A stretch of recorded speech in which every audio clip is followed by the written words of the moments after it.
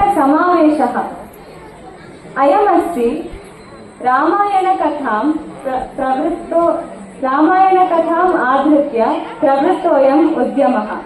तत्र आदौ अन्नमय्यकविविरचितं देवदेवं भजे दिव्यप्रभावम् इति गीतम् उपाश्रित्य आसुन्दरकाण्डं रामकथा निरूप्यते। ततः संस्कृतरूपकेण सुन्दरकाण्डकथा निरूप्यते।